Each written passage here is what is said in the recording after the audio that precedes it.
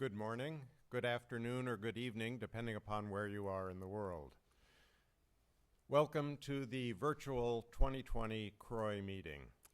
I am Richard Kaup from the NIH, and I'm John Coffin from Tufts University, just a mile down the road here in Boston. So this is the session, the oral abstract session, entitled Understanding and Preventing HIV Replication. Let me just give you a few background instructions on how this is going to run. I'm happy to report that all 8 abstract presenters have submitted their recorded videos of their talks, so there will be all 8 that will be presented today. So thank you, presenters, for doing that.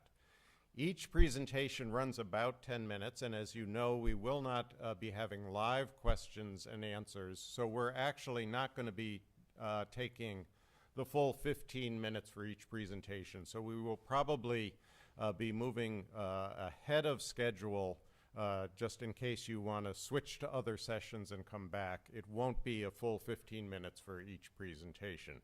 At the end of each presentation, we will put up a slide which will indicate how you can submit questions directly to the different presenters.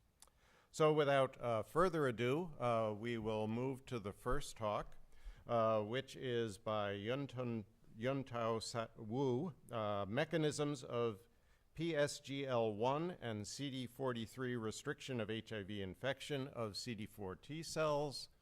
She has nothing to declare. P-selectin glycoprotein ligand 1, or PSGL1, is a dimeric mucin-like glycoprotein that binds to P, E, and L selectins. PSGL1 is mainly expressed on the surface of lymphoid and myeloid cells and is upregulated during inflammation to mediate leukocytes tethering and rolling on the surface of endothelium to promote cell migration in tissues. During T-cell differentiation, culturing T-cells into the Th1 cytokine interferon gamma and IL-12 promotes PSGL1 expression preferentially in the interferon gamma producing T-cell population, suggesting that PSGL1 could be an interferon regulated factor involved in Th1 mediated antiviral activity. So in a mouse model of chronic viral infection, PSGL1 has been reported to regulate T-cell checkpoints. In addition, PSGL1 was also found to serve as a surface receptor for enterovirus 71 infection of leukocytes. In HIV infection, PSGL1 was reported to co-cluster with HIV GAG at sites of viral assembly in T cells. My lab had collaborated with Dr. Shen Ti's lab to study HIV infection of T cells and HIV-mediated downregulation of surface receptor.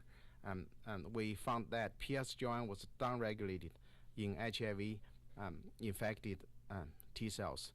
This result was recently confirmed in Dr. David Levy's lab, one of my collaborators. So Dr. Levy's lab found that HIV infection downregulate PSGL1 on the resting CD4 T cells cultured in IL-7. So this is a GFP-tagged HIV virus. So you can see the downregulation of PSGL1 was exclusively in the GFP-positive, HIV-positive cells. PSGL1 was downregulated by HIV in both memory T cells and naive CD4 T cells. So we co-transfected PSGL1 with HIV, VPU, and NAF into tolerance-free T cells, and we observed downregulation of PSGL1 by both VPU and NAF from the surface. So if we look at intracellularly, VPU also causes the degradation of PSGL1, but NAF does not cause the degradation of PSGL1. It triggered accumulation of 70 kD subspecies of PSGL1. So the identity remains to be determined. we co-transfected PSGL1 with HIV NL43 DNA into tolerance 3 T cells to assemble virion particles, and then use the particle to infect the HIV Rev-dependent GIP indicator cell, which was constructed in our lab. This cell line is highly specific and sensitive to HIV infection. So as you can see here, in the absence of PSGL1, we see about 57% GIP positive cells. So when PSGL1 was used for co-transfection, so we see a complete block of viral infectivity from PSGL1 dosage at amount above 50 nanogram. So we also performed the dosage-dependent inhibition of HIV infectivity using PSGL1 dose from 50 nanogram to 0.5 nanogram. We see a dosage-dependent inhibition, and with IC50 about 2.7 nanogram of PSGL1. So we also tested the ability of PSGL1 to inactive HIV mutants, the VPU deletion mutants and the NAF deletion mutants. As you can see here, deletion of VPU lead to a tenfold enhancement in tenfold increase in the sensitivity to PSGL1 inhibition. So the IC50 for wild type is 2.7 nanogram. So for delta VPU is only 0.29. So the virus become much more sensitive to PSGL1 inhibition. So the NAF have a similar IC50 as the wild type.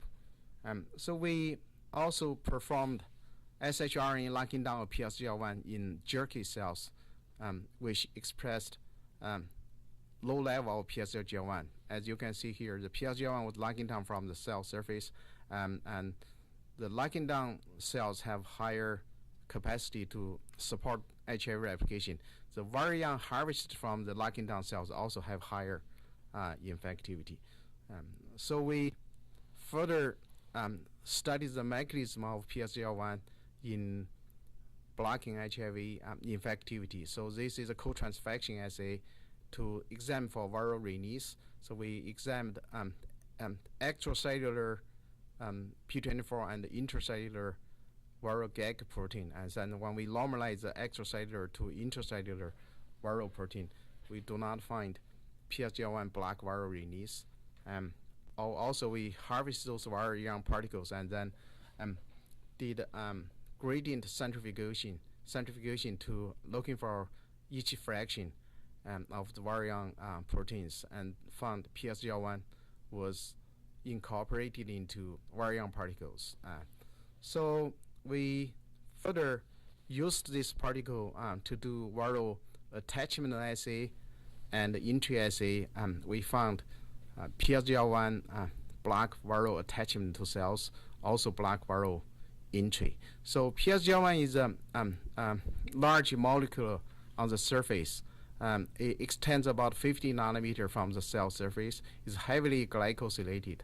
So this structural feature probably hindering viral particle to attach to cell surface. So we further performed mutagenesis and use PSGL1 mutants. We deleted either the N-terminal domain or the intracellular C-terminal domain of PSGL1.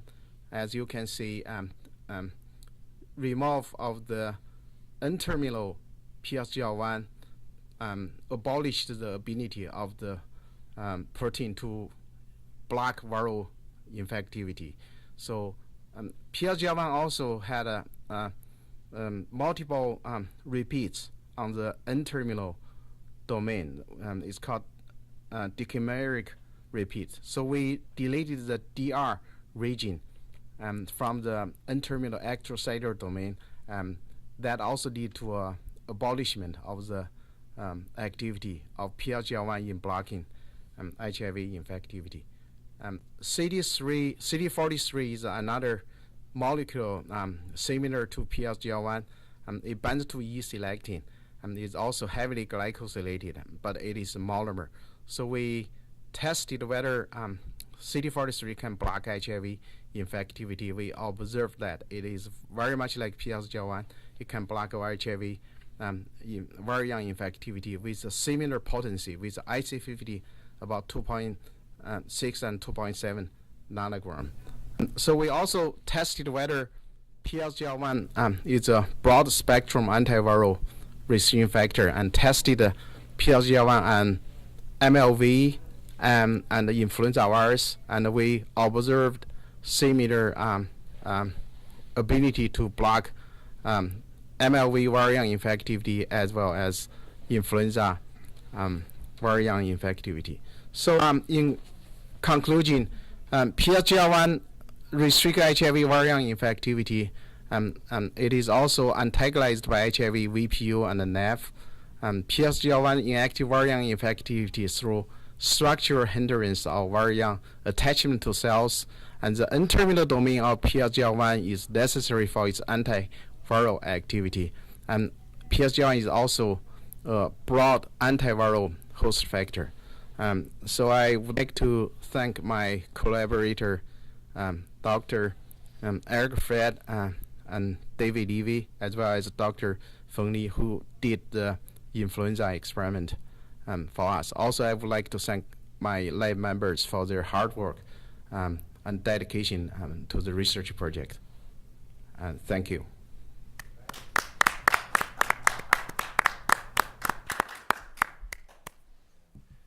So thank you, Dr. Wu. As you're all aware, there will not be live question and answers, so please submit your questions directly to Dr. Wu at the email listed there or through Twitter at #virtualCROI-Q&A. We'll leave that up for just a few seconds to give you time to copy down that email before moving on to the next presentation.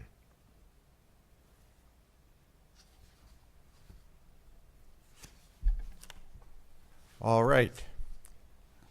So the next presentation is by David Wenzel, entitled Structural Analysis of a Bound Anti-CD4 Adnectin Inhibitor of HIV-1. And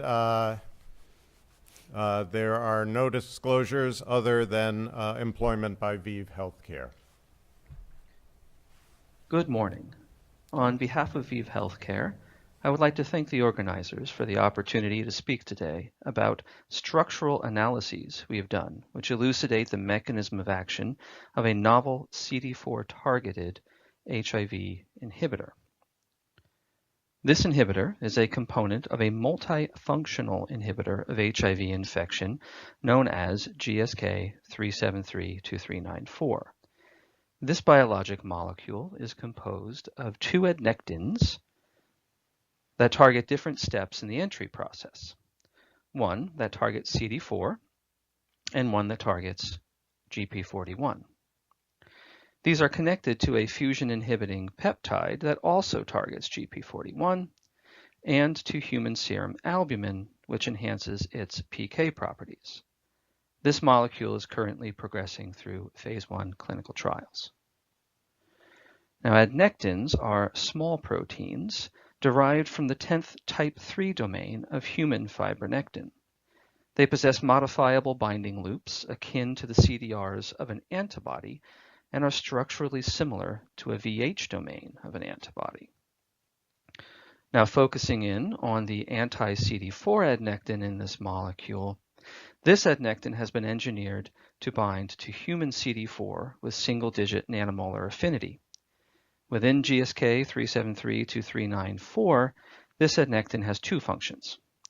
One function is to act as an anchor, localizing the molecule to the target cell surface and greatly enhancing the local concentration of the multifunctional inhibitor at the site of action.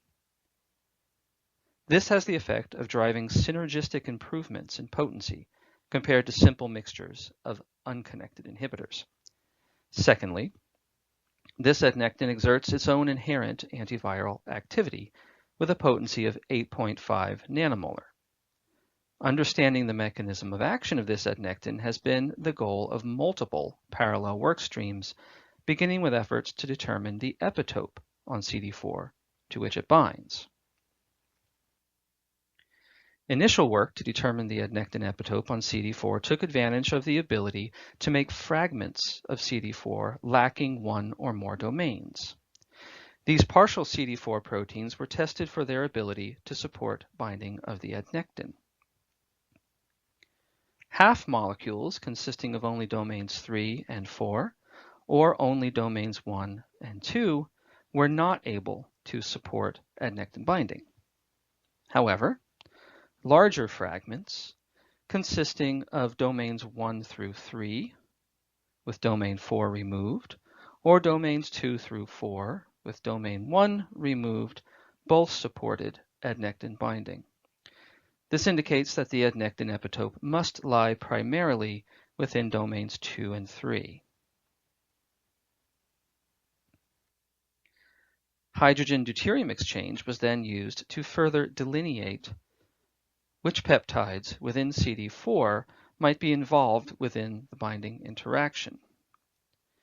Peptides that showed significant protection or deprotection from deuterium exchange in the presence of the adnectin are color-coded and mapped onto the structure of CD4. Domains 2 and 3 of CD4 contain the regions of greatest protection and deprotection from deuterium exchange.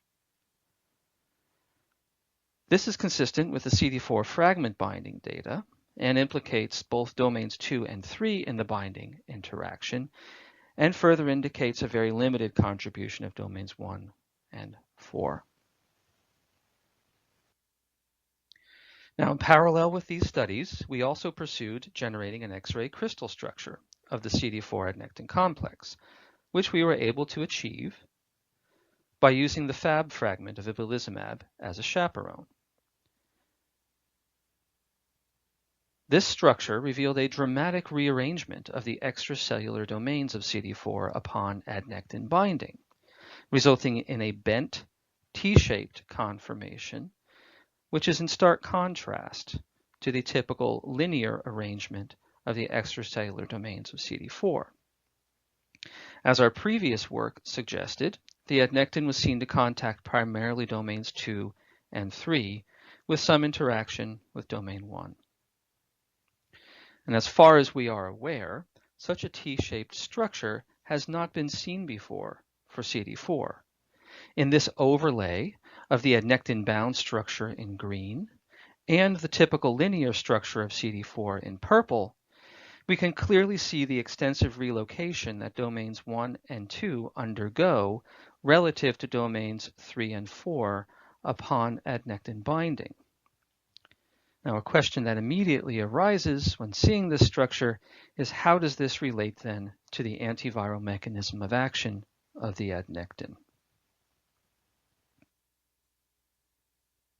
To gain additional structural insight into this question, we conducted cryo-electron microscopy experiments to visualize the structure of the larger CD4 adnectin GP140 trimer complex. And for this work, we used a variant of the BG505 SOSIP trimer. The cryo-EM structure that we generated at 6.4 angstrom resolution showed the GP140 trimer, here at the center, to be in an open conformation, as expected due to the engagement of CD4. Now, if we zoom in on one arm of this trimer and look at the engagement of CD4 and GP120 in the presence of the adnectin, we see that the binding of CD4 to GP120 is nearly identical to that published previously in other cryo-EM structures. This indicates that the adnectin causes no direct block or change to the interaction of CD4 and GP120. Moreover, we see that the compact T-shaped conformation of CD4 in complex with the adnectin which was observed in the crystal structure, is recapitulated here in the cryo-EM structure, further confirming its validity. So if the adnectin is not directly blocking the engagement of CD4 by GP120, how might it exert its antiviral activity? Well, here is our current hypothesis based on the structural data I've just presented. In the absence of adnectin, GP160 trimers on the virion surface are free to engage CD4 on the target cell surface. But in the presence of adnectin, CD4 adopts this bent T-shaped conformation, which may force a steric clash between GP160 trimers on the virion and the cell membrane or other membrane components. This steric clash could hinder the initial binding of CD4 by GP160 trimers on the virion surface and or hinder subsequent conformational changes that lead to co-receptor engagement. Now, in support of this steric clash hypothesis, we also know that loss of potential end-linked glycosylation sites, here shown by the black circles, within GP120 yields a partial resistance phenotype for the adnectin, possibly by relieving this steric clash. Now, we are currently engaged in additional work to probe this hypothesis further, including whole virus binding assays with CD4 expressing cells in the presence or absence of adnectin, to probe whether the presence of the adnectin can inhibit engagement of virions with the cell surface. And additionally, we are conducting temperature shift assays to further distinguish pre and post virus CD4 binding effects of the adnectin. Now, preliminarily, the whole virus binding assays do suggest that initial viral attachment to cells is hindered in the presence of the adnectin, but these experiments need to be repeated. So in summary, we have shown that the anti-CD4 adnectin from GSK 3732394 binds across the junction of CD4 domains 2 and 3, and that this binding induces a novel T-shaped conformation in the typically linear arrangement of the extracellular domains of CD4. This altered conformation of CD4 could impact HIV infection in multiple ways. First, viral contact with CD4 may be hindered due to redirection of the GP120 contact site toward the cell membrane. And secondly, if CD4 contact is made, subsequent co-receptor engagement may be hindered due to the altered geometry of the complex. So with that, I thank you for your attention.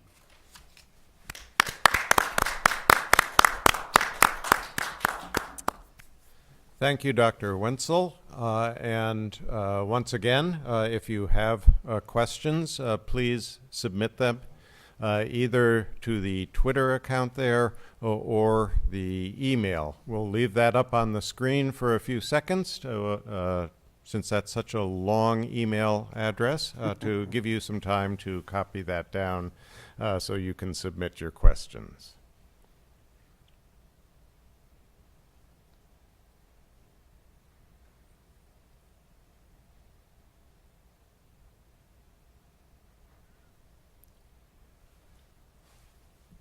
Okay. Moving on, the next abstract is actually a late-breaking abstract from Amanda Ward entitled Serink 3.5 Perturb HIV Membrane Fusion Post-Hemifusion at Fusion Pore Dilation Steps. And there is nothing to disclose.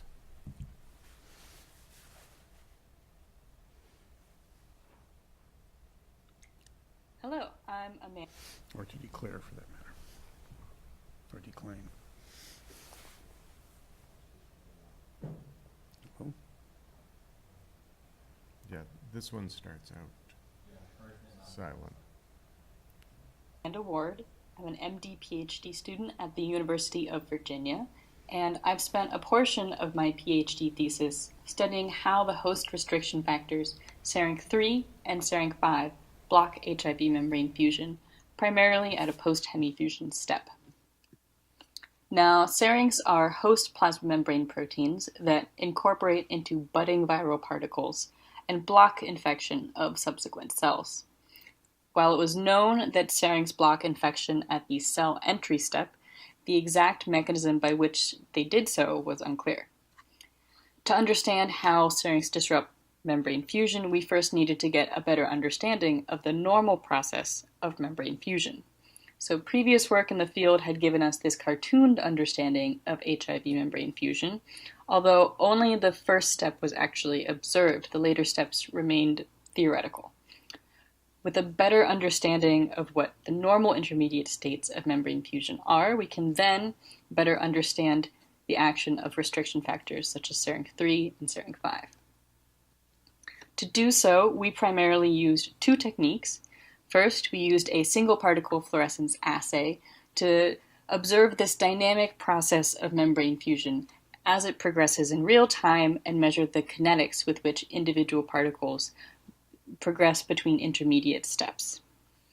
This complements the static but high-resolution snapshots that we can obtain by imaging a sample frozen in ice at multiple tilt angles with cryo-electron tomography. We can then reconstruct a series of 2D projection images into a 3D volume, similar to a CT scan. To be able to observe the same viral particles and target membranes with both of these assays, we turned to plasma membrane blebs. So blebs are small pinches of the plasma membrane that can be made to incorporate receptor and co-receptor. Since they're smaller than whole cells, they can be frozen into the very thin vitreous ice that we need for cryo-electron tomography, but they also have the added benefit that they maintain the native protein fold, lipid environment, and any post-translational modifications on these plasma membrane proteins.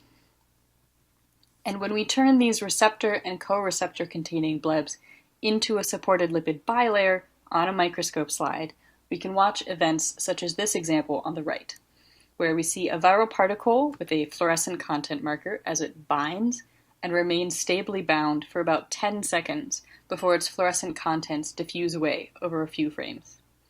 The intensity over time of this particle is plotted below, and we classify these types of events as fusion and observe that fusion is specific for membranes containing receptor and co-receptor. Using the same preparations of virus and blebs, we synchronize fusion with temperature before freezing and imaging with cryo-electron tomography.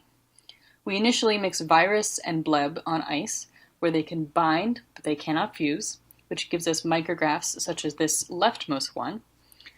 And there at the closest approach of viral and bleb membranes, there's an area of low density in between them.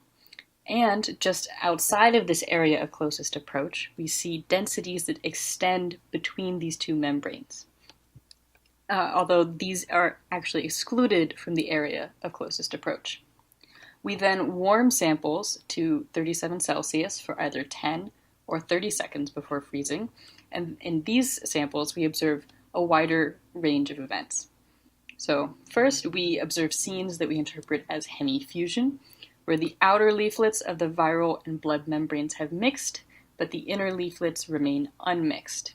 So in the micrograph, we see that there is no longer an area of low density between the membranes, and at a separate slice within the same volume, we see linear densities extending between viral and bleb membranes. We also observe events that we classify as early fusion products, where now we see one continuous membrane surrounding areas of different textures. Around the pole where the texture reminiscent of that seen in viruses, we also see densities extending from the membrane that could be ONV. And if given enough time, eventually multiple viruses and blebs can fuse into one much larger membrane particle that we classify as a late fusion product. To confirm that fusion is in fact occurring within these samples, we track the size of membrane particles within the tomograms and see that as we warm the samples for a longer time before freezing, the particles do in fact get larger, and that this can be blocked by adding the fusion inhibiting drug T20, also called enfuvirtide. When we quantify the number of fusion events in each condition, we see that consistent with its known mechanism of action, samples treated with T20 only show receptor-mediated binding, no later intermediates. Then, in samples without T20 that are warmed for 10 seconds, we see all types of intermediates. But then, if we let fusion proceed for a little bit longer, now at 30 seconds, we don't see any of these later intermediates of hemifusion or early fusion products, but we just see a little bit of residual receptor-mediated binding. Now, using these assays to study the mechanism of Serinx fusion disruption, we see that with the fluorescence assay, virus particles that incorporate Serinx3 or Serinx5 have impaired content release, as compared to particles that incorporate Serinx2, a non-restricting form, or no Serinx at all.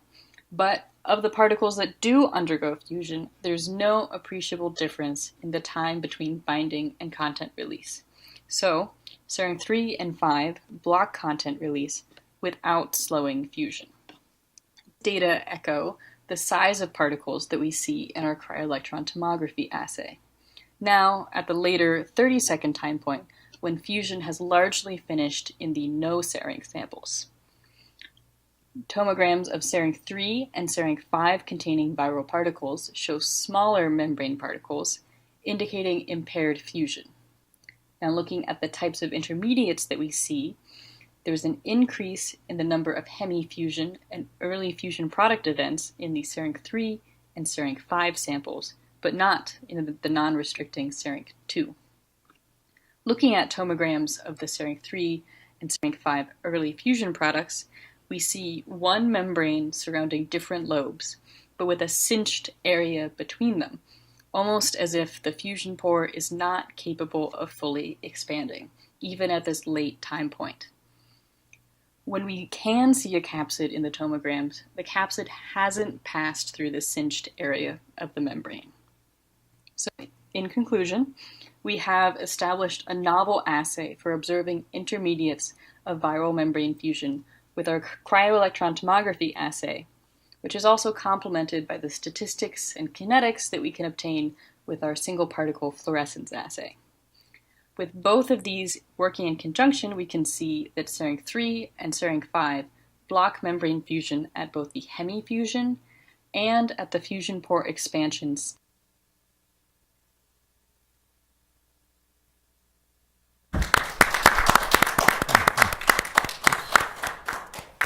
So, thank you, soon-to-be Dr. Ward. We're just going to get her slide back up so that you can see where to submit your questions and answers. There it is. We'll leave that up for just a few seconds to allow you to copy that email.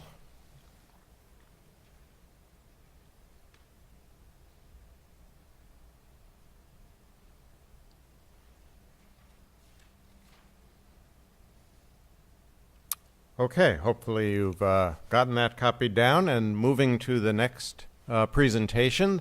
The next presentation is by Frauke Christ on CRISPR-induced mutagenesis points towards a role of tRNSR2 in HIV nuclear import. Nothing to disclose. Transportin SR2 or TMPO3 was first described in 2000 as a karyofurin importing SR proteins into the nucleus. Later, in 2008, 3 groups, including our group, independently identified transportin SR2 as a cofactor of HIV replication.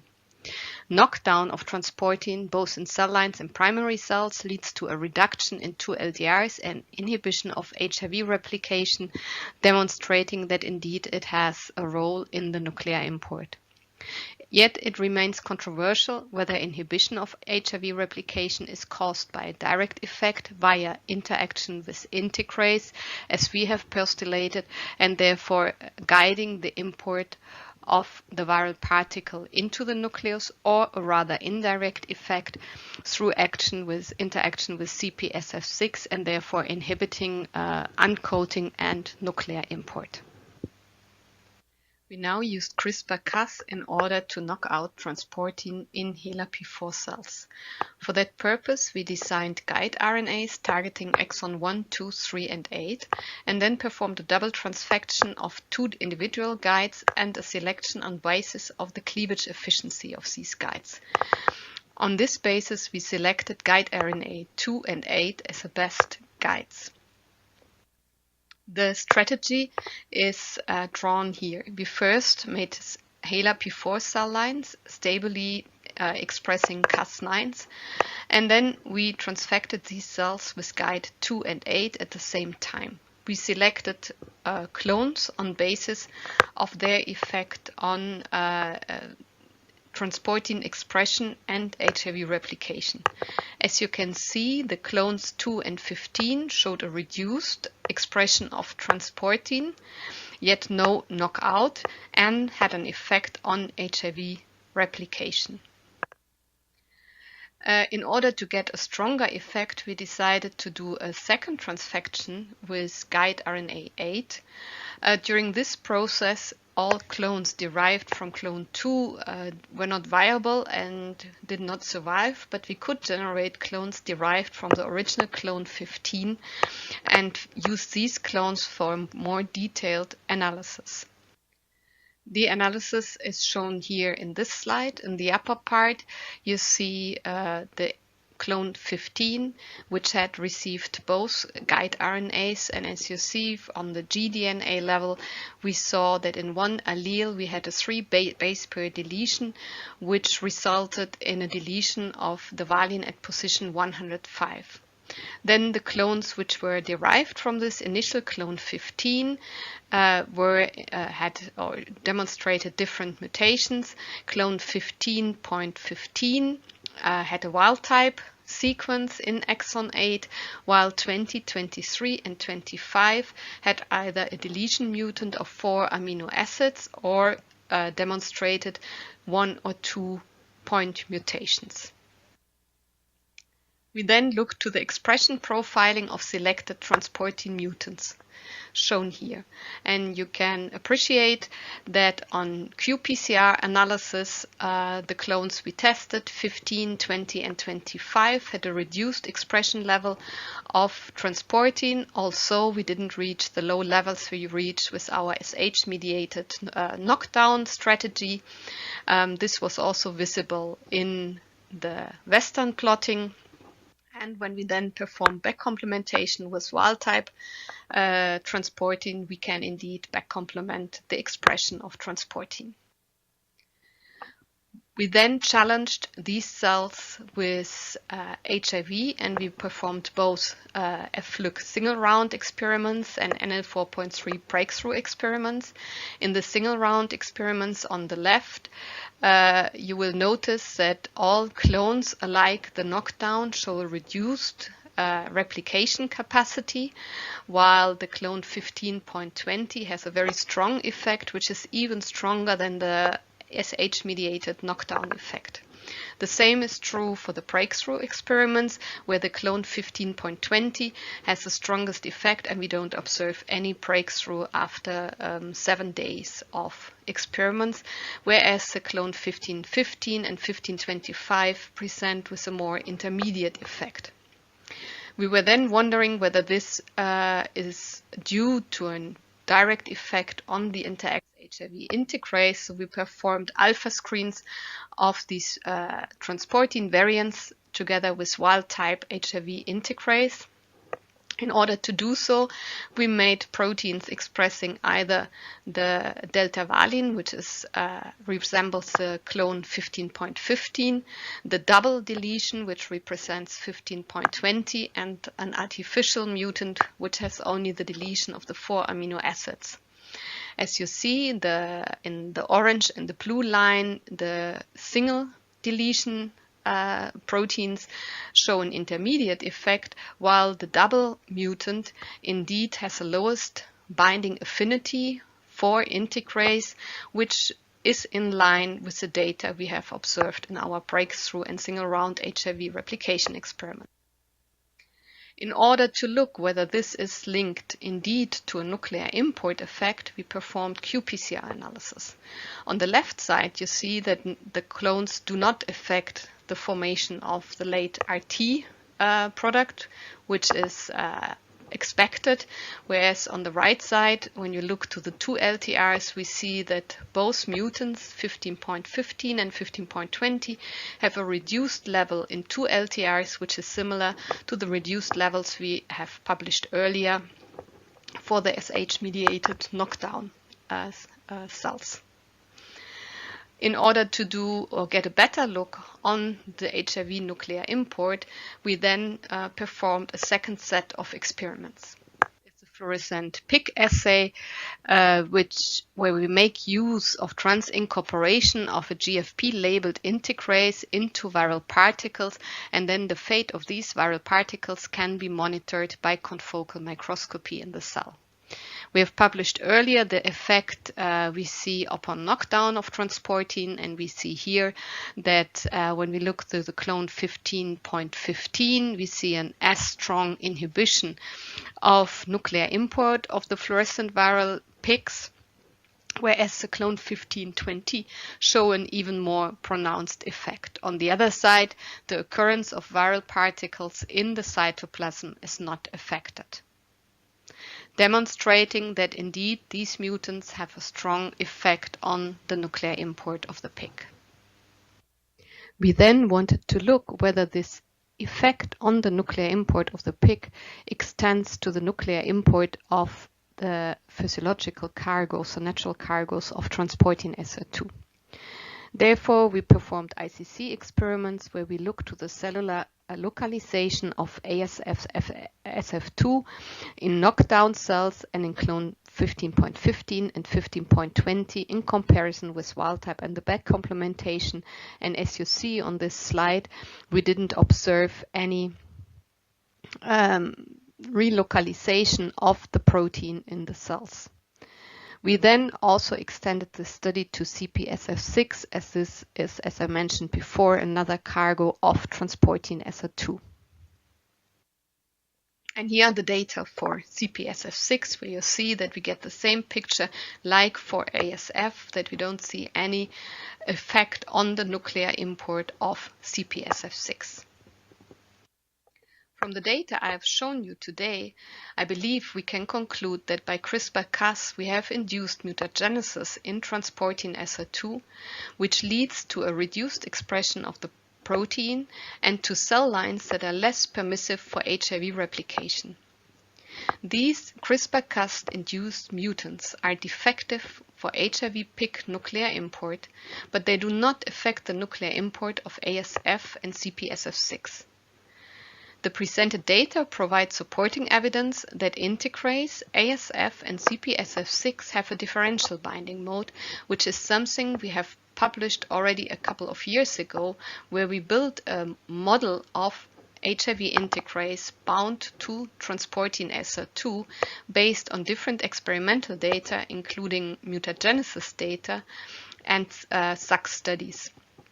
And when you look to the location of these mutants in this model, you see that they're in close proximity to the integrase bound to transportin, and they might introduce structural changes which then impede the correct binding of integrase to transportin. Of note, the ASF and CPSF6 have been shown earlier by Sherepanov and colleagues that they bind to the C-terminal part of transportin.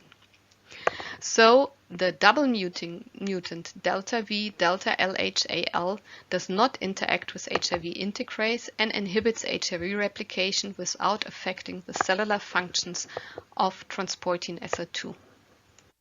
Finally, I would like to thank my colleagues who were involved in this study, in particular the PhD students Julie, Yolene, and Julia, and the two technicians Barbara and Pauline. Thank you.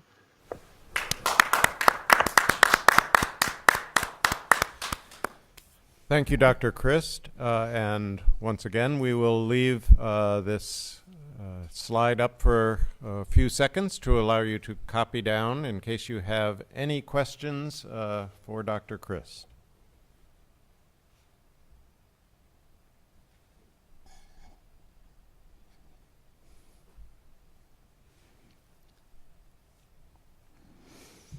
Okay, we turn now to the next speaker, Ryan Burdick of the National Cancer Institute at Frederick, Maryland, who will talk to us about nuclear uncoating of HIV-1 occurring at near sites, nuclear uncoating occurring near sites of HIV integration. Dr. Burdick has nothing to disclose. It's thought that an intact viral core is too large to enter the nucleus, and that uncoating occurs in the cytoplasm in coordination with reverse transcription or at the nuclear envelope during nuclear import. There is a role for capsid in the nucleus, as capsid has been shown to influence integration site selection, although the levels of capsid in the nucleus are thought to be low.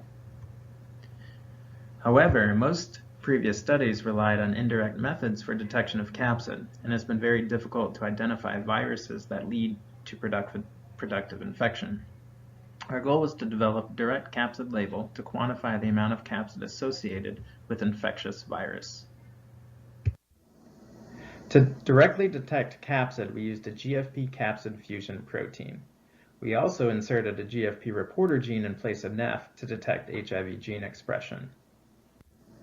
We produced labeled viruses by co-transfecting a GFP capsid vector with a wild-type vector at a 1:15 ratio in 293 T cells. We achieved very efficient labeling of virions with GFP capsid and only a minimal loss of infectivity in multiple cell types. We also developed a strategy to track infectious virus through integration and proviral DNA transcription. We inserted 18 copies of the BGL RNA stem loops in place of VIF and VPR. Now, these stem loops are specifically recognized by the BGL and cherry fusion protein. We generated HeLa cells stably expressing BGL and cherry. In uninfected cells, the BGL and cherry is predominantly localized to the nucleus and is diffuse. However, upon infection, the BGL and cherry localizes to the HIV RNA, and we can use this system to detect HIV transcription sites. We took our GFP capsid labeled virions and infected HeLa cells expressing BGL and cherry at a very low MOI and in the presence of aphytocolin to prevent cell division. We acquired a series of 24-hour-long movies that started approximately 5 hours after infection. Here's an example of an infectious virus. As you can see, strong GFP capsid signals inside the nucleus. This signal rapidly disappears, and I'm going to fast forward several hours. You can see the appearance of an HIV transcription site near the location of the GFP capsid loss. And a few hours after that, you can detect the GFP reporter. In total, we identified 59 viruses that lost the GFP capsid signal inside the nucleus and led to productive infection. On average, the GFP capsid levels remained steady in the nucleus for several hours, followed by a rapid loss, which occurred in between our 20-minute frames. On average, the GFP capsid loss occurred at 10.5 hours after infection. 8.4 hours later, the transcription sites were detected, and 3 hours later, the GFP reporter was detected. Next, we determined the kinetics of GFP capsid loss and HIV transcription site appearance in cells that constitutively express TAT and REV. We observed that the time between the capsid loss and the transcription site detection significantly decreased from 8.4 hours in the plain cells down to 1.5 hours in the TAT-REV cells. These results indicate that integration must have occurred within the 1.5 hours after capsid loss. After correcting for the cell movements, we measured the distance between the GFP capsid signal and the HIV transcription site. On average, this distance was 1.4 microns, indicating that HIV encoding occurs near the sites of integration. The GFP capsid intensities of viruses in the nucleus were similar to the intensities of in vitro viral cores, which were prepared by saponin treatment of intact virions, indicating that viral cores in the nucleus retain high levels of capsid and are intact or nearly intact. We also observed intact or nearly intact GFP capsid labeled viral cores in the nuclei of T cells. Next, we determined the effect of PF74 on the viral cores that are inside the nucleus. PF74 is a compound that binds the capsid NTD-CTD interface, and it's previously been shown that treatment of infected cells with a high dose of PF74 led to disassembly of mature viral capsids. This viral core in the nucleus disappeared within 10 minutes of PF74.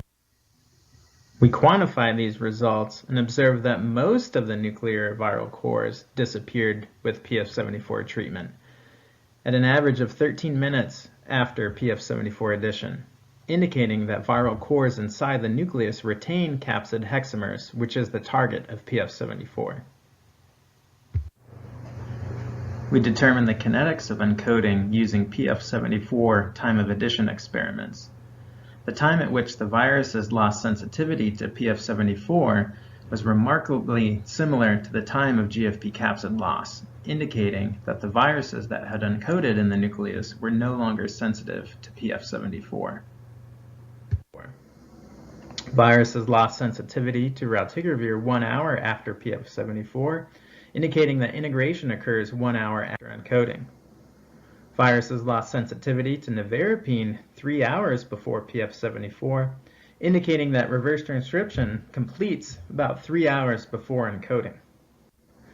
We also determined the time of nuclear import, which was 4.4 hours. This time was 4 hours before the viruses lost sensitivity to nevirapine, indicating that reverse transcription completes in the nucleus approximately 4 hours after nuclear import.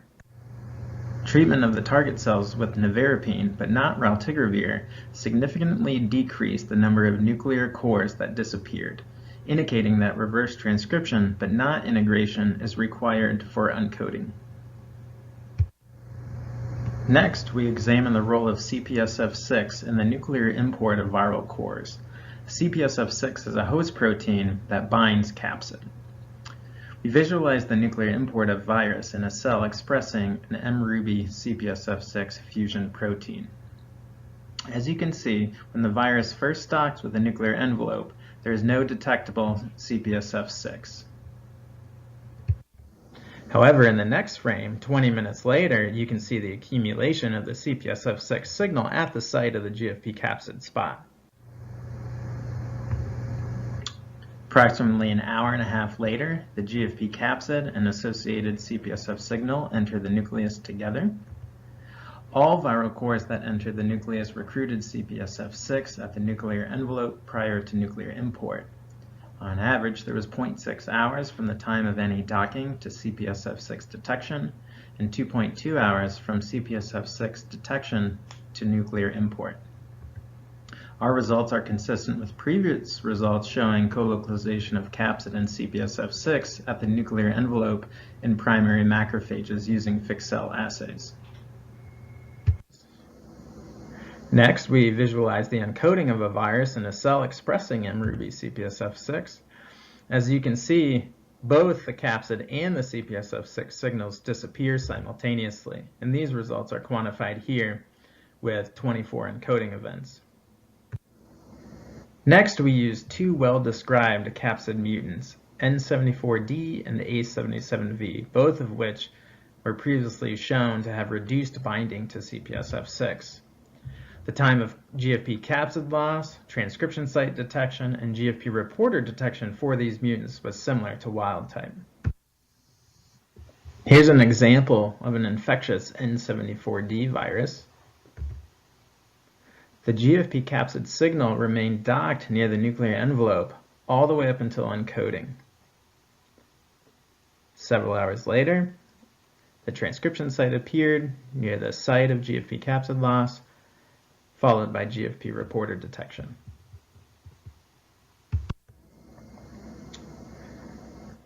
All of the N74D and the A77V mutant viruses uncoded at the nuclear envelope. We measure the distance between the transcription site and the nuclear envelope and observe that the transcription sites for the capsid mutants were closer to the nuclear periphery than wild type.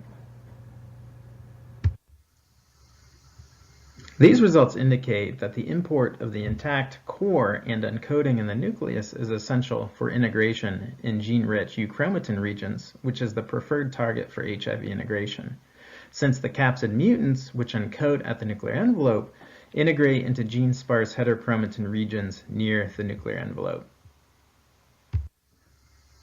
We'd like to propose a new model for HIV encoding.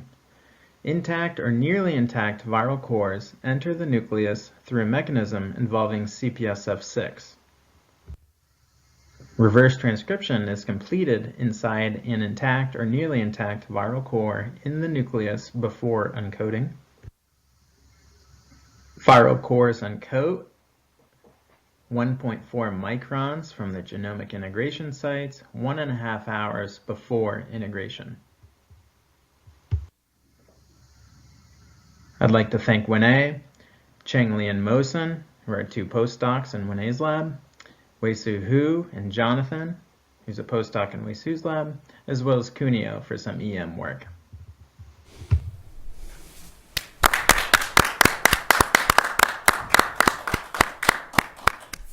Again, the contact address for Ryan and for the Twitter account are we'll leave those up for a few seconds so that you can record them if you wish to send questions.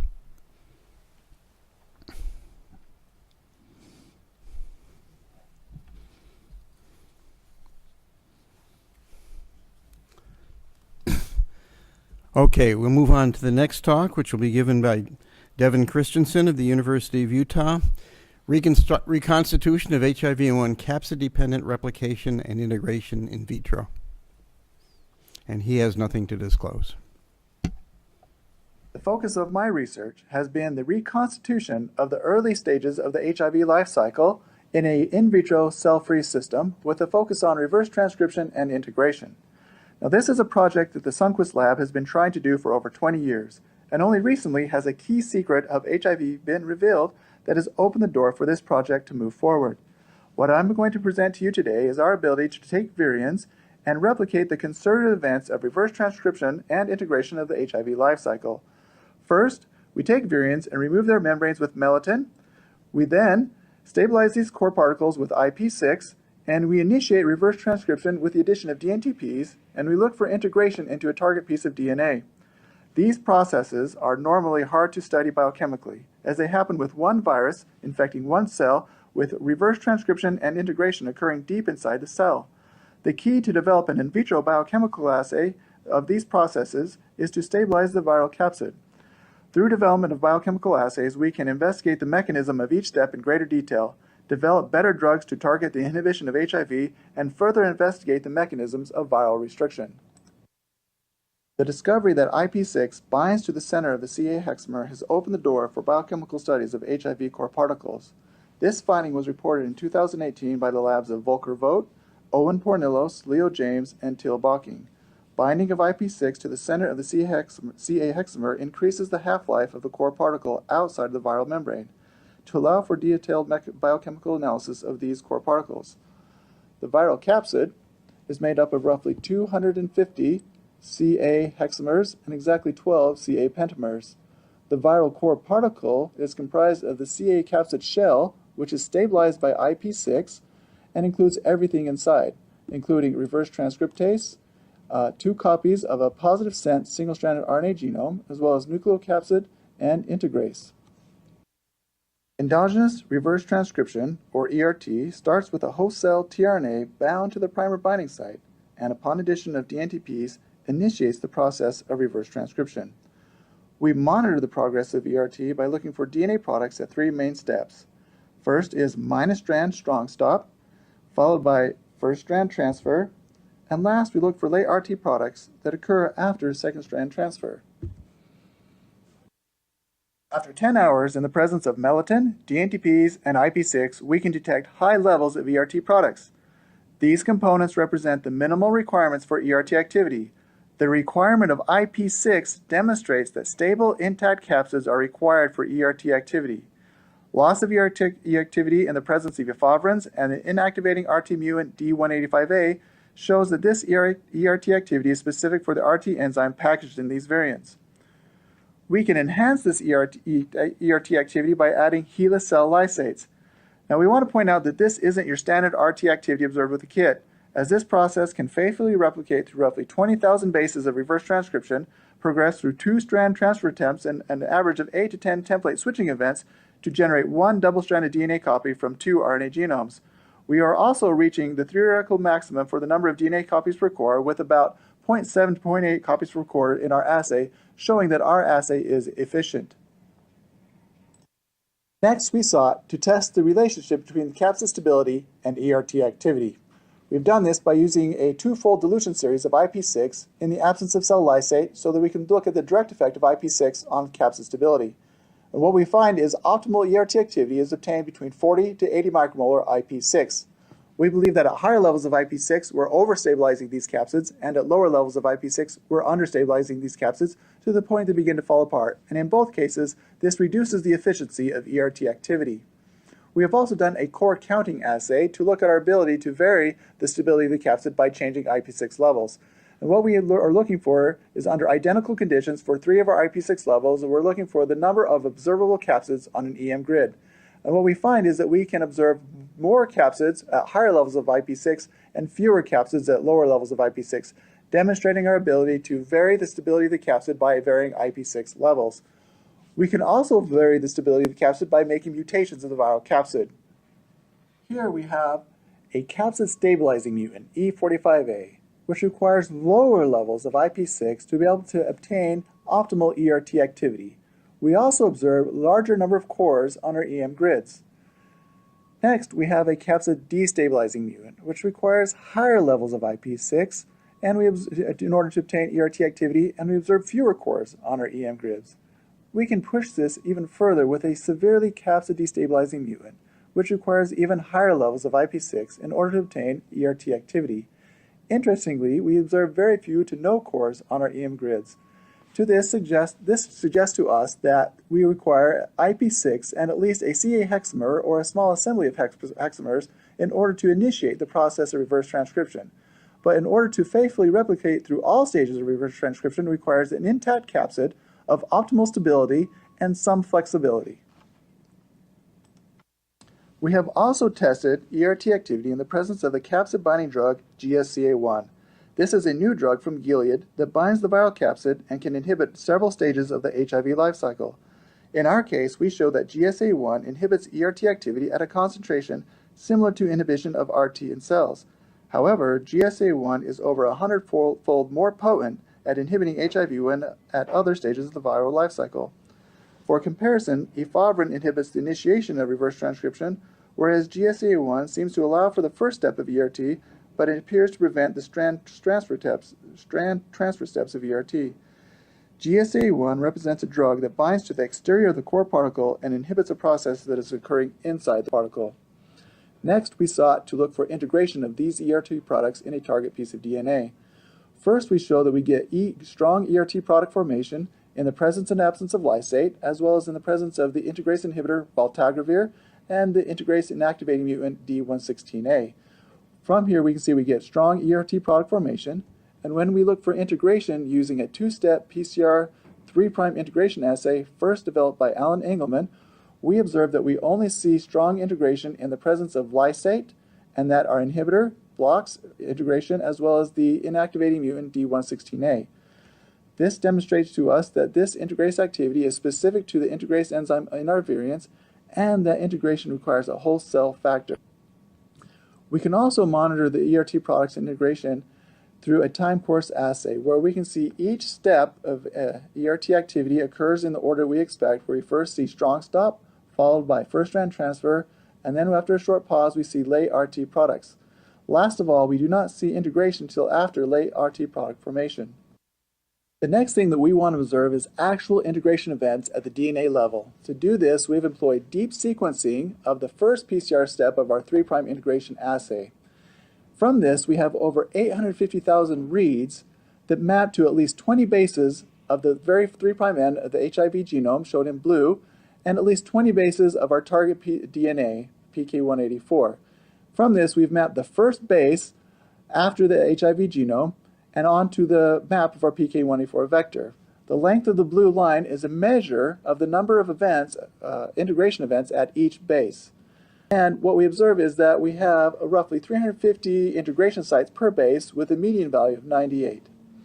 What we'd like to know is, are these integration events concerted, meaning do we get both the 5' and 3' ends of the HIV genome integrated into our target DNA? To do this, we've employed a PCR strategy to be able to amplify concerted events. We have unique PCR primers designed to the very 5' and 3' end of the HIV genome, and if we have concerted integration, we should be able to amplify the backbone of our PK184 vector. And then doing traditional cloning techniques through PCR and restriction digestion and ligation, we should be able to select for concerted clones and do traditional Sanger sequencing to identify these concerted events. From this, we have a growing list of 58 sequence-verified concerted clones with the expected 5 base pair target site duplication. 42 of these sites are unique integration sites, and we can show that the 3' U3 has been duplicated to the 5' LTR domain as would expect through the steps of reverse transcription. We can see that from our 42 unique integration sites, we are already beginning to see sequence conservation at our target site of integration. Now, if we look at our most preferred base at each site and compare that to the reported sites of integration or preferred sites of integration for HIV-1 in cells, we can see that we have good agreement.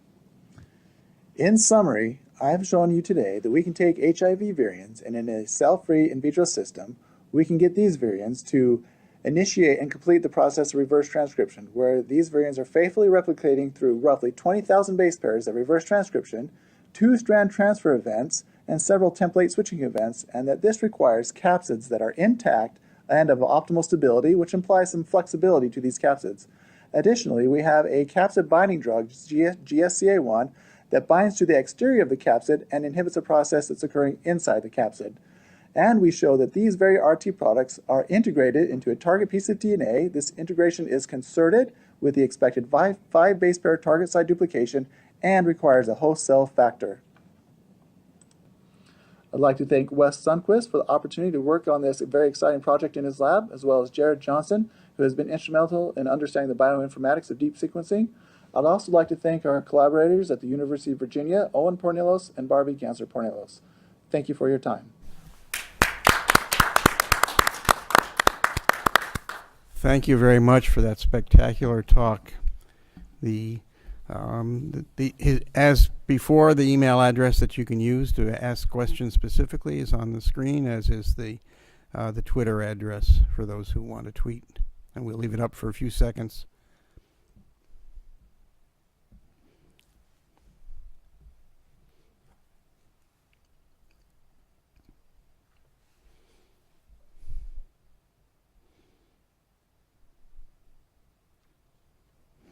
Okay.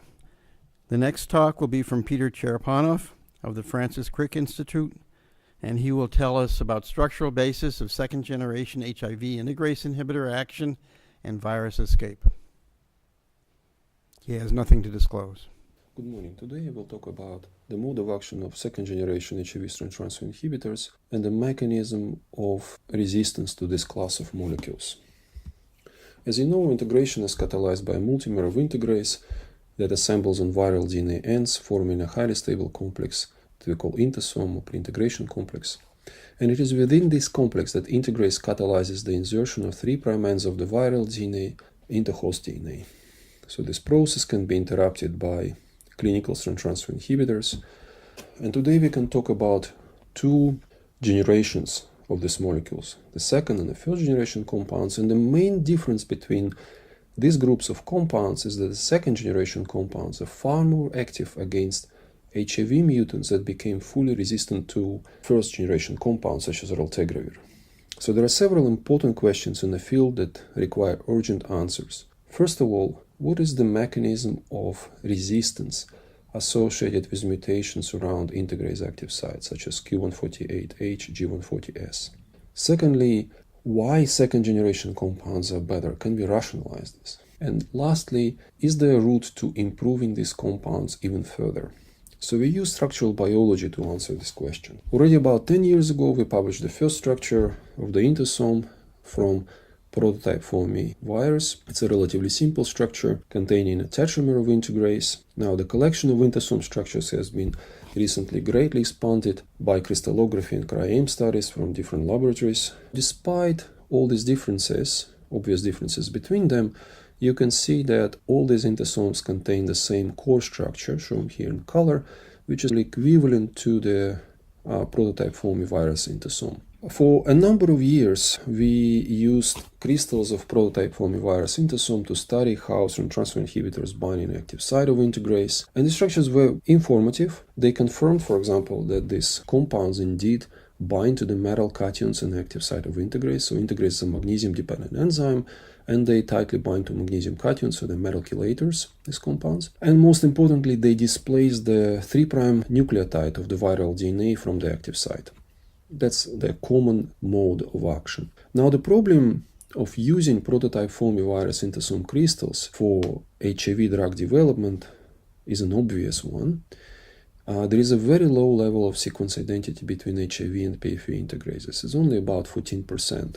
And most importantly, many of the positions in HIV-1 integrase that are associated with resistance, so where mutations take place in clinic, are not conserved in PFE.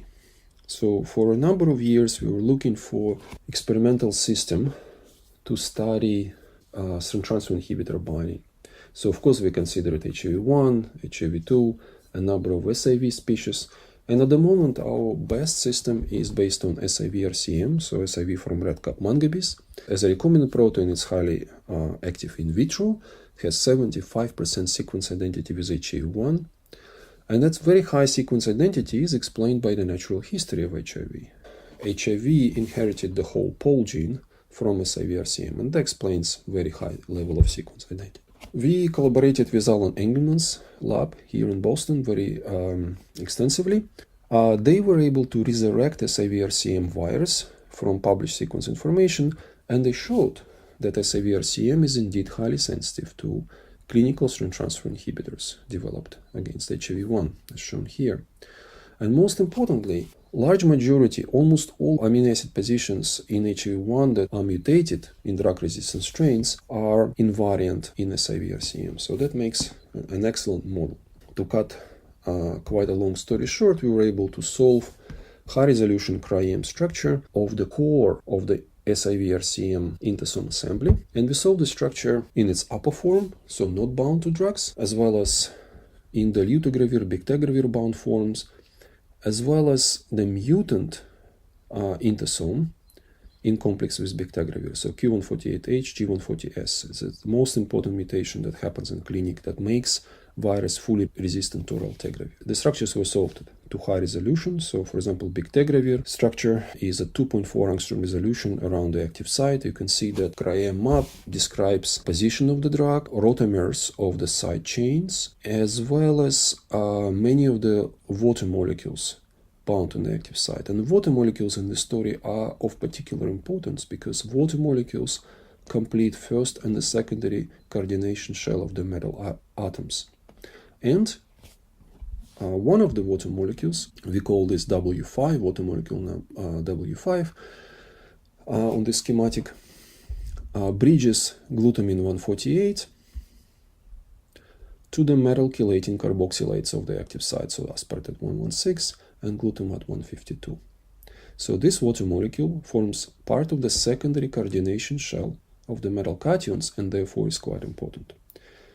Now, when we look at the mutant structure, we notice that the two mutant residues, histidine 148 and serine 140, form a hydrogen bond pair, which positions histidine 148 side chain in a particular way that it displaces the water molecule W5.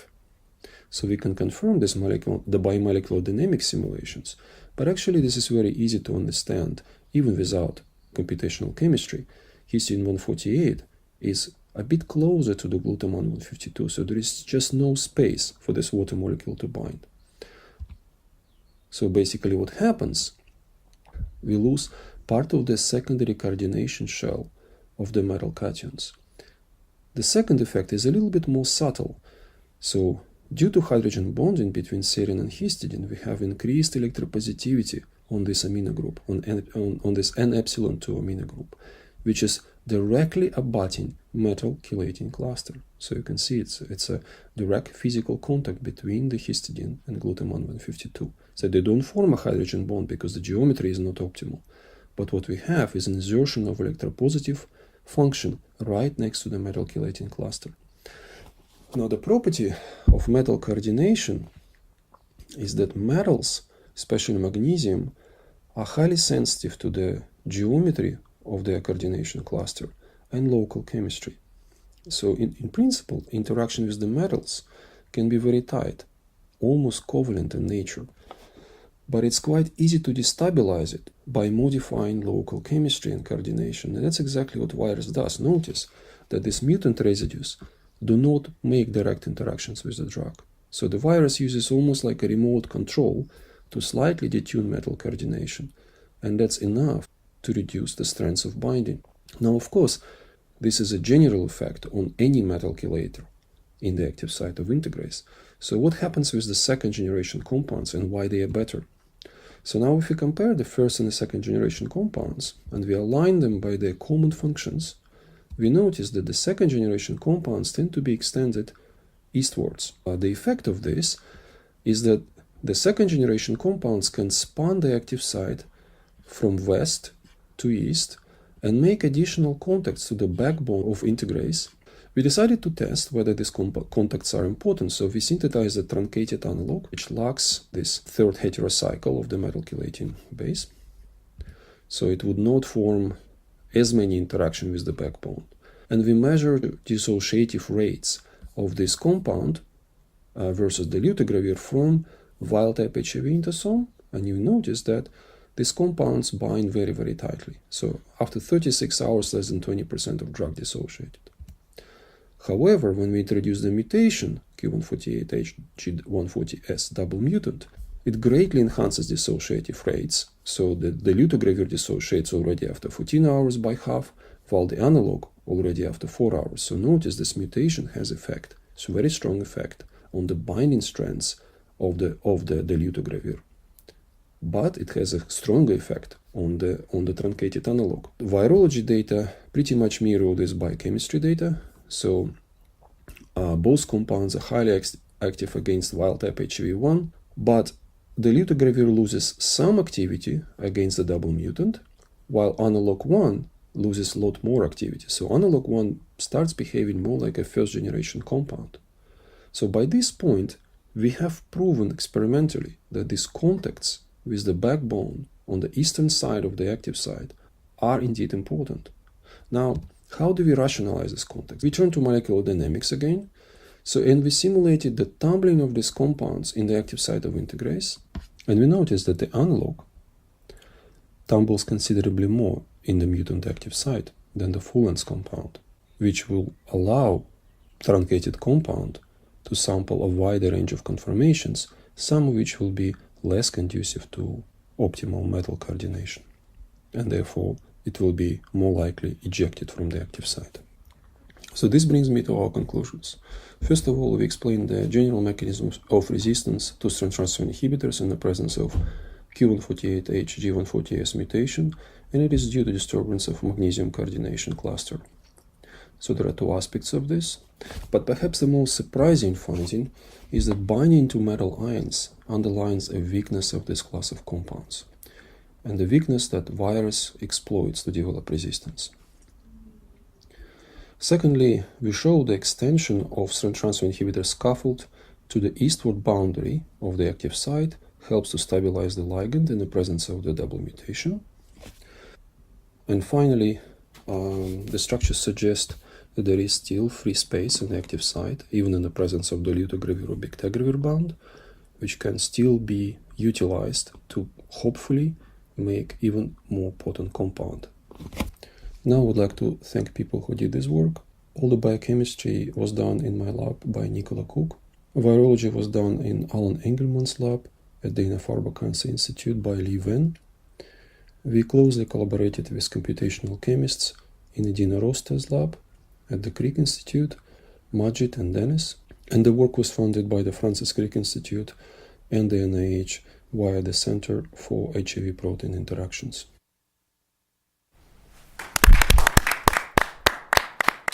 Thank you very much. The address that you can use to send questions will stay up on the screen for a few minutes or a few seconds.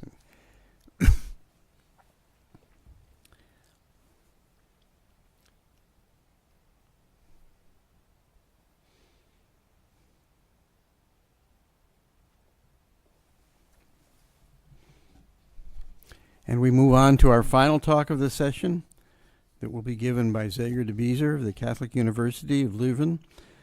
The chromatin landscape at the HIV integration site determines viral expression.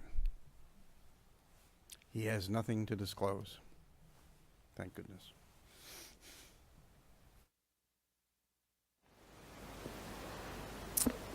Different strategies have been proposed to cure HIV infection. The purge and kill strategy has been well explored. We have been proposing an alternative block and lock strategy whereby legends, small molecule inhibitors, are added during integration. They block integration, but also we target shift integration away from active transcriptional units. Upon treatment interruption, the virus remains in a deep latent state, is locked. LDGF is the main tether and targeting determinant of HIV integration. It directs integration into the body of active transcription units. At its end terminal, it has this PWP chromatin binding domain that recognizes specific epigenetic features, more specifically the H3K6-methyl-3 on nucleosomes. At the C-terminus, the IBD, or integrase binding domain, will interact with integrase. This molecular tether brings HIV into the proximity of active transcriptional units, and it has been shown before the depletion of LDGF shifts integration out of transcription units. A couple of years ago, we published small molecule inhibitors that interact with integrase and block the interaction with LDGF. These molecules actually are sitting in this LDGF binding pocket. We call those compounds legends. They are potent antivirals and interfere with integration. So we hypothesized that these small molecules, by interference with the normal GPS of HIV, would be able to shift integration and perhaps modify the latency state and reactivation potential of the virus. And this was actually shown in eBiomedicine, a paper we published a couple of years ago. It was shown that increasing concentrations of legends shift integration out of RefSec genes. The provirus is shifted towards the inner nucleus. Using a double reporter virus, we could show that there is a concentration-dependent increase in the latent fraction. So immediately after integration, most of the provirus is in a latent state. And after washing away the compound, after waiting 2 weeks, the provirus, the residual provirus, is less reactivatable. So this data fueled our hypothesis for a block and lock strategy using legends. And now we'll present you new published data to investigate the mechanism underlying the phenotype. And we use this beehive barcoded HIV virus, which was initially developed by Hengxiang Shen in the Finland lab in Barcelona.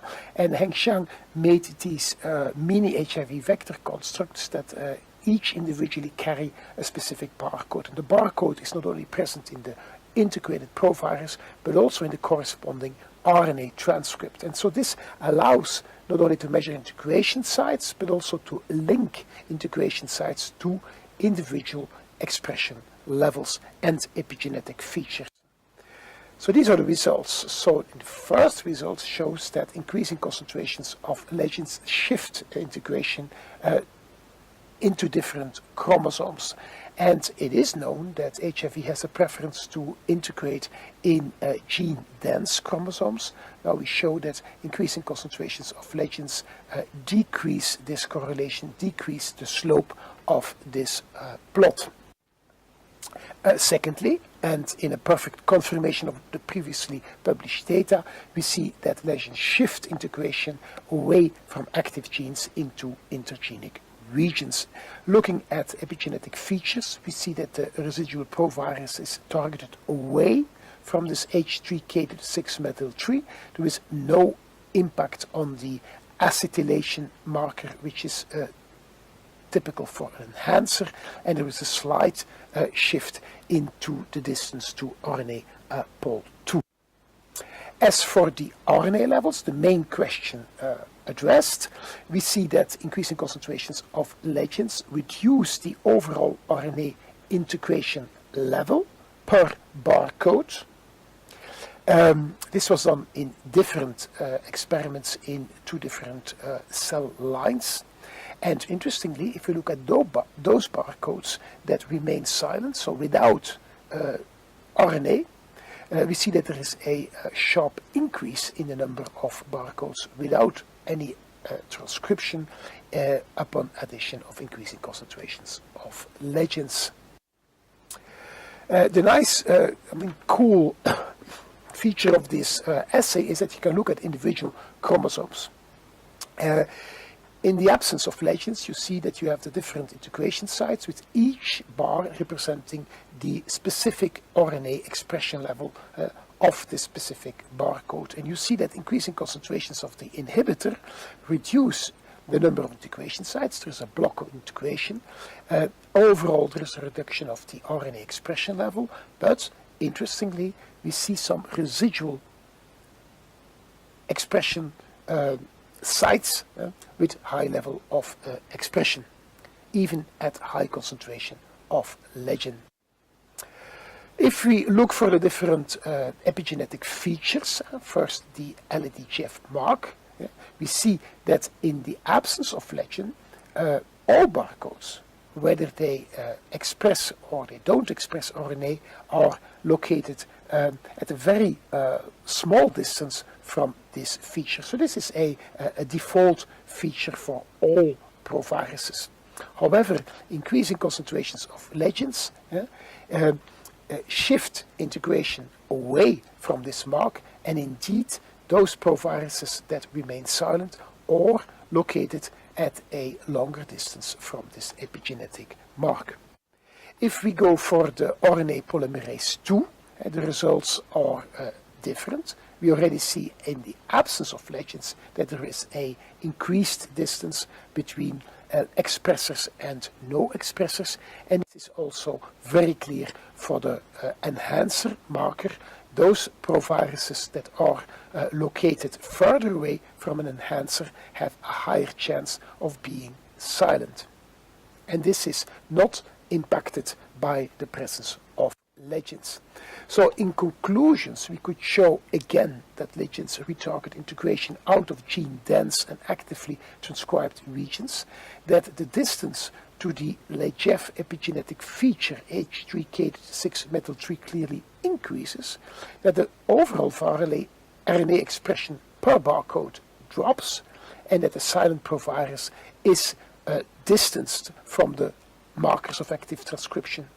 The distance to markers of super enhancers was not affected by legends and may explain the residual high level of transcription.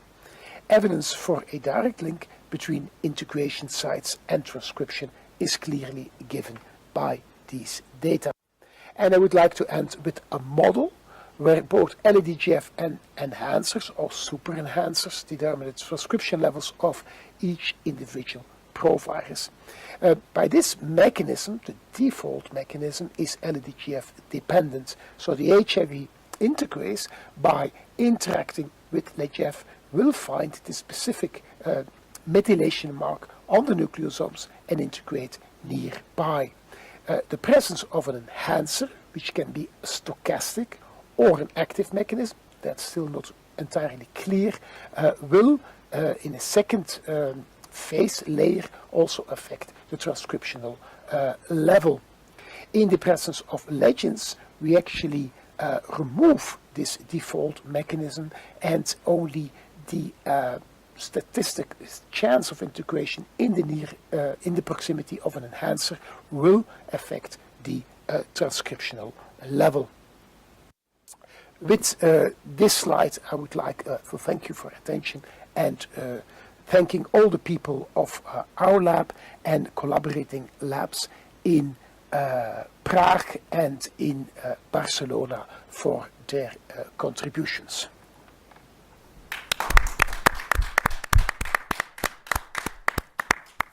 Thank you very much. And that concludes the talks for this morning's session. Again, you have the email address and Twitter information. If you choose to ask any questions, you may do so this way. And while this is up, I'd like to take the opportunity to thank all the speakers for a truly wonderful session. I've learned a lot. I think we have significantly advanced our understanding of some very fundamental issues in HIV replication in the talks you can see here. And I recommend to you a session that will be this afternoon, starting at 1, a themed poster discussion, or actually a themed poster session that will follow up on a number of the issues raised here and provide more important information as well. And with that, I'd like to thank you all for your attention. We will put a slide up to remind you, and which will have all of the email addresses for the speakers of the session in case you came up with a question but neglected to record the email address before we went on to the next speaker earlier on. So thank you very much, and have a good rest of the day.